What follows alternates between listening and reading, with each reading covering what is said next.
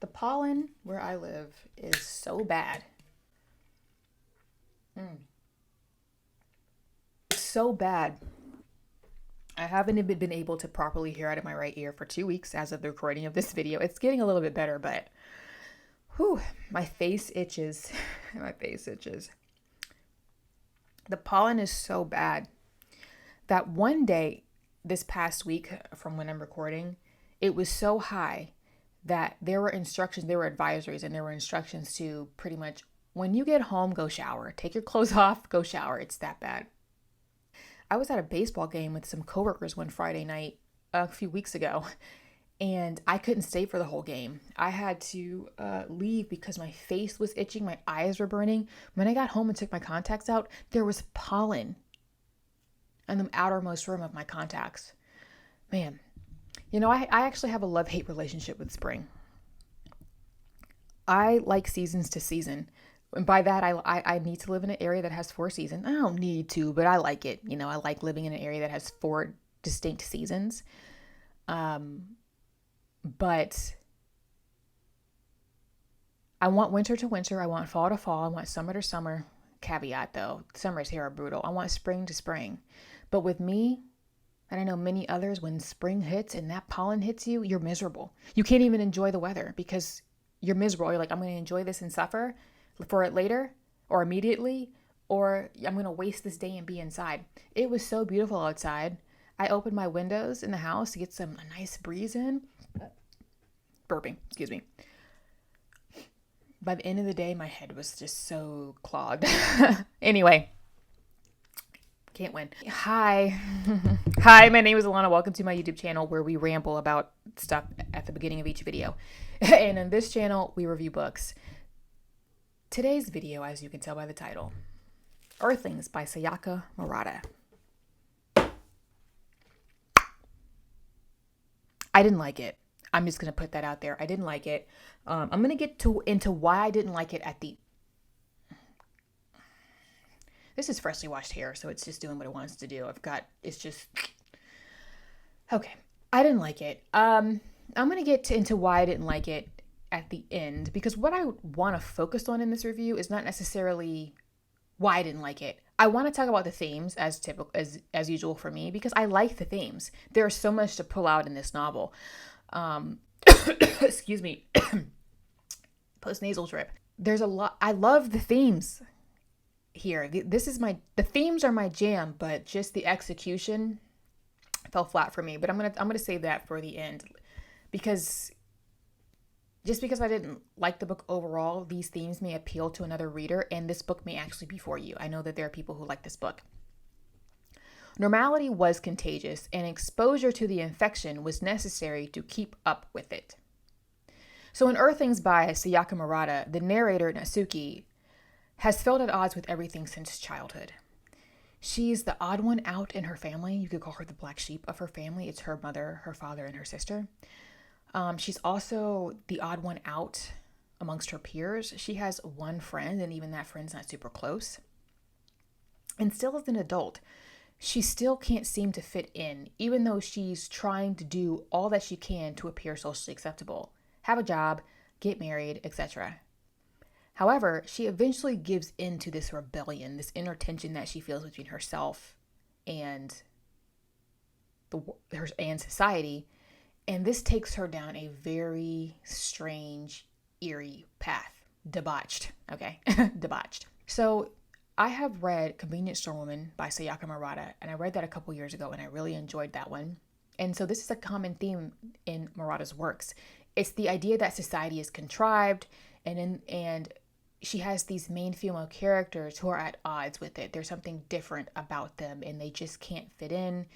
They even when they're going through the motions, they have philosophies on society and life that would be considered counterproductive to what society is actually supposed to be doing, right? Or how people are supposed to function within society. So in this novel in particular, she constantly refers to society as a factory. Those who do not go along with the factory script are the ones who struggle to find a sense of homeostasis in the world, with the world around them. Natsuki is definitely one of those people. My town was a collection of nests, a factory for manufacturing babies. I was a tool for the town's good in two senses. First, I had to study hard to become a work tool.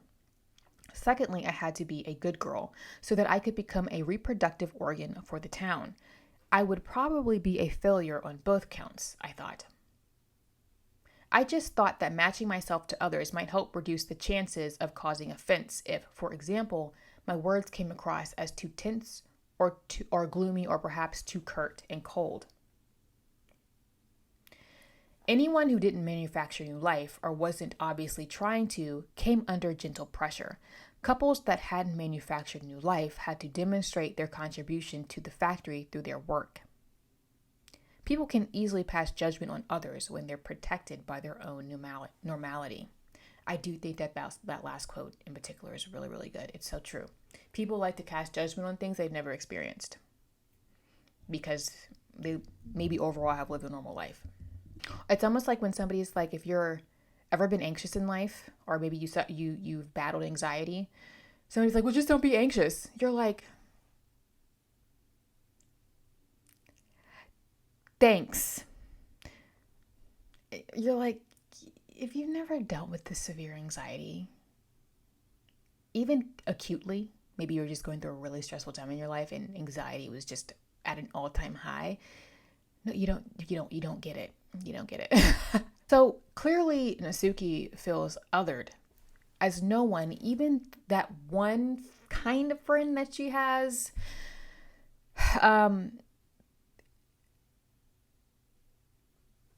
she's just not understood. She's still just the odd one. No one really gets her. The person who had given birth to me said I was a dead loss, so I decided it really must be true. I was probably causing a nuisance to the neighbors just by existing. My sister said I gave her the creeps. I was such a useless lump that she felt stressed out just looking at me. From my family's perspective, I was worthless, so it was presumptuous of me to try to do anything positive. It took all my effort just to remain at my 0 level without a minus.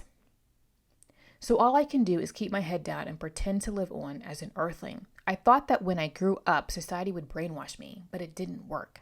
So this is actually a main character who wants to be brainwashed by society. She's like, I don't fit in. I see things differently. I feel like this. She actually believes she's from another planet, but she just doesn't fit in with Earthlings. I'll get into that a little bit later. But she wants to be brainwashed. She wants to want what society wants. She wants to want what society wants her to want. But she's not buying it. And she's trying everything to fit in, to be brainwashed. And she's like, it's not working. I just want to go through this haze that everybody else seems to be in so I can be normal, right?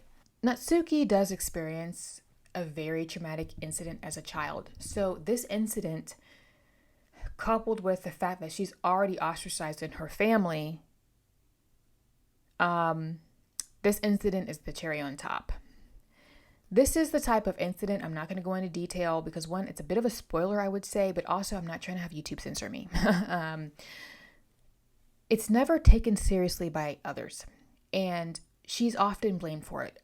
I pulled quotes that were not graphic, but I pulled quotes just to I know I said it's a bit of a spoiler, but you can read between the lines because I do think it's very important. I probably just contradicted myself, but whatever. So she's even blamed for this incident, even though she was a minor when this happened and clearly being manipulated. So therefore, she still has to deal with the aftermath of this through her adult years. This incident has also contributed with her feeling even further ostracized. Sorry, that was horrible grammar. This incident also contributes to her feeling even more othered and even more isolated from others. So it just keeps piling on. I felt a switch inside me click off. I couldn't feel anything in my heart. The pain had gone as if I was under anesthetic. Wow, I must have summoned a super strong magical power. I had no idea how, since I hadn't used my wand or mirror. But despite the spectacular magic, I felt no emotion whatsoever and simply watched my own body in silence from the ceiling. This last quote in particular, she's having an out-of-body experience because what's happening to her is so traumatic that she is literally watching herself from a distance, watching it happen to her. I've heard this happening to people in real life where they go through something incredibly traumatic and something splits. They can almost see themselves hovering. They're almost like they're hovering about themselves. I heard a horrible story. I wouldn't even tell you to go watch the video. It was horrible. I don't know how I stumbled across it. It's a lady who was having a C-section, and because she had a medical condition, they could not get her. She had to have a C-section. She knows she was going to have a C-section in order to deliver her baby, but she, because of a medical condition, scoliosis, actually, they could not get her numb. They were, oh my gosh, what is it called? Epidural.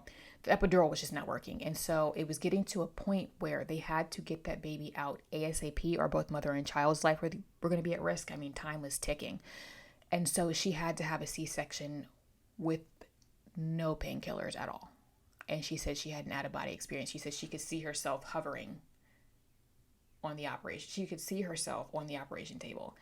And she goes into some different details. And I was like, why am I watching this? Like, it was traumatic to listen to the video. So imagine what this poor woman went through.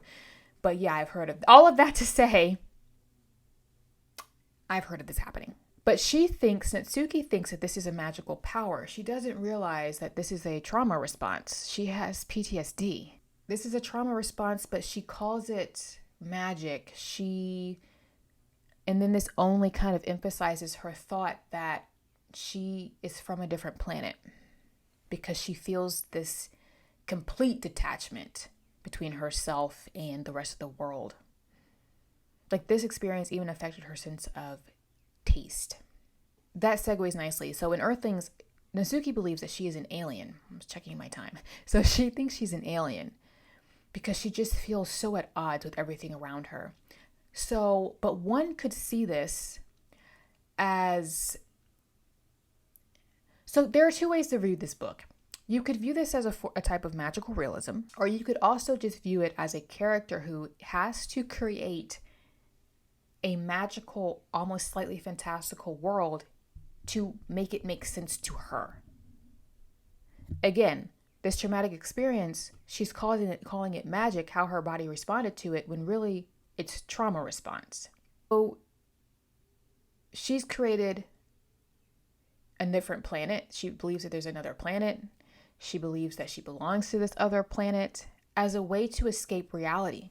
It's easier to believe you're from another planet and that there's something special about you, that you have magical powers and thus you have a true home, than to accept that you have no place in your environment. You have no place on Earth, and thus you must remain estranged with no hope. It's easier to believe in something than to believe in nothing. And so there are two ways to view this. This other planet either really does exist and she is not from Earth, or she is from Earth. There are no aliens, and she's just one of the unfortunate ones who's stuck with just completely not being able to fit in. Magical powers. I have to summon my magical powers. The power of darkness, the power of wind. Any magical power will do, but I need something. I have to use my magical powers on my whole body before my heart feels anything.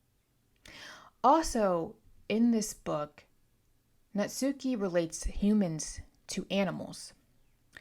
It's as if she's showing that humans, despite all of their culture, society, rules, sense of order, sense of what is important, when you strip all of that away, human beings are just animals with animalistic desires who are capable of doing and committing horrible things to other people. Again, she went through a traumatic experience, and she can't understand how people can put other people on a pedestal who are capable of committing horrible things to other people.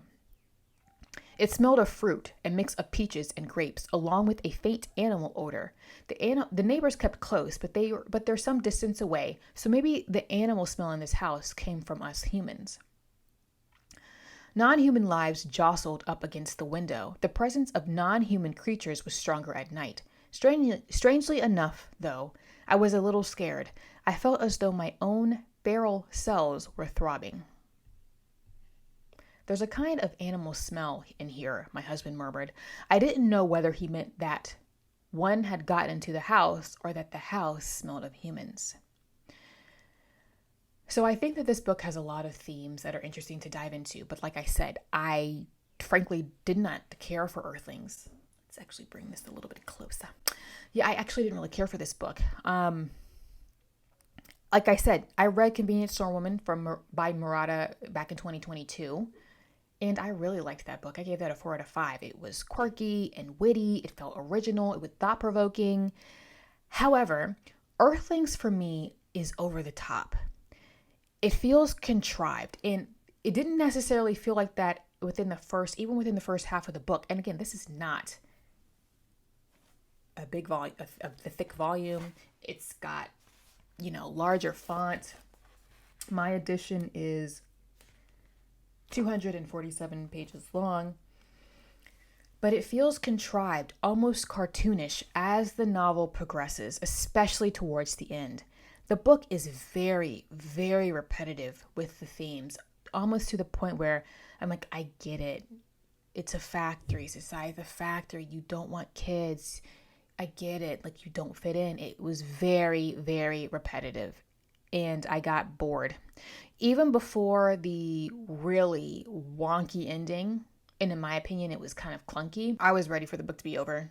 But the book was so short, I was like, I'll just keep reading. There's actually no point in DNFing because it's that short and quick to get through.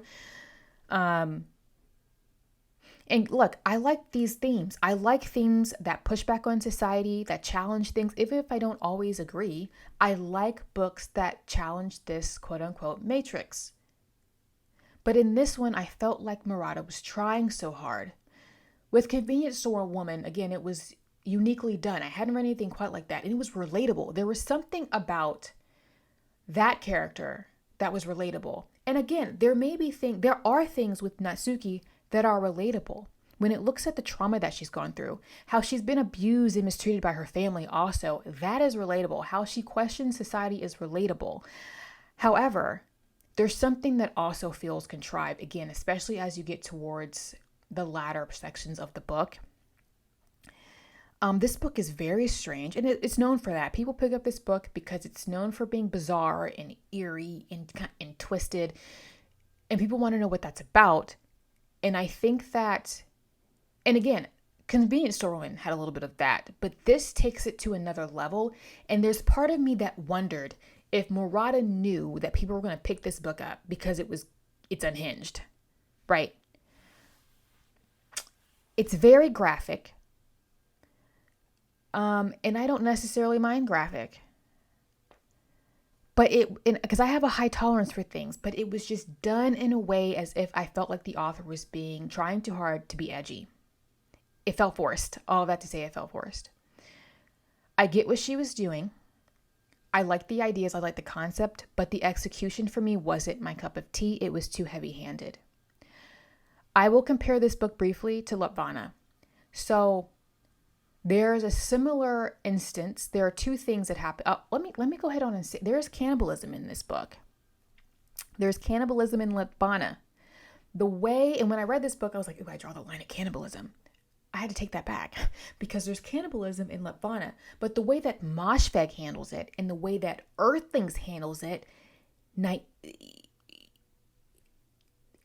there are two different camps. And there's even some similarities within these instances, but the way that there is almost an elegance, believe it or not, with the way that Moshfegh handles it. Here, I feel like it's for shock value. And I get what she was doing, but it felt clunky.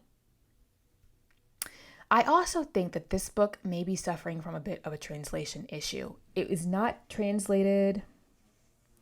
Where's Convenience Store Woman? I don't think the same people, the same person. Nope, they're translated by two different people. So Convenience Store Woman and Earthlings, at least the English editions, are not translated by the same people. And I can tell. I felt that this novel was choppy at times and the translation was awkward. And I don't know Japanese. I have no Japanese. And I disagree with the notion that you can't tell. How can you tell if the book isn't well translated or could have maybe still used some fine tuning if you don't know the language? I can tell because there's just something about the way that I know English, how English flows, that it feels stilted, especially since Convenience Store Woman doesn't suffer from this choppiness. Now, Murata is a very direct writer, which is also very common in the Japanese style of literature. Murakami, throw him out of the water. He's considered very Western when it comes to a lot of Japanese authors. But a lot of Japanese writing is very direct and to the point, which is a feature of Japanese literature that I really, really enjoy. This is suffering from an awkwardness, and at times it would throw me out of the narrative. So overall, as you can tell, this book is a miss for me. I will not be keeping it on my shelves. I have no interest in rereading it. I just didn't care for it. Again, I like the themes, but again, there are other books that touch on these themes and talk about some of these matters and these issues that Murata is raising in an elegant manner. Elegantly done manner. There you go. Like I said, Lavana talks about these things also in some cases, but she uses religion as the center of it, which I cannot wait to review Lavana. That's going to be fun. But anyway, I gave this book a 2 out of 5. I'm a little disappointed. I enjoyed Convenience Store Woman. This one just didn't work for me. So, have you read Earthlings? Did you like it? Did you not like it? Or was it middle of the road for you? I'm sorry, I keep smacking my lips. My mouth is quite dry from all this talking. But this one was a flop for me, unfortunately. You win some, you lose some. But I still wanted to talk about the themes because, again, what isn't for me might be for somebody else. And I know that there are readers that do like this book. So please feel free to like, subscribe, and leave me a comment. Also, feel free to follow me on Instagram where I get into more bookish shenanigans. That is where I post all of my book content first, and I post goofy things in the Instagram stories because why not? I can. And with that, I'm going to sign out. I will see you in the next one. Bye.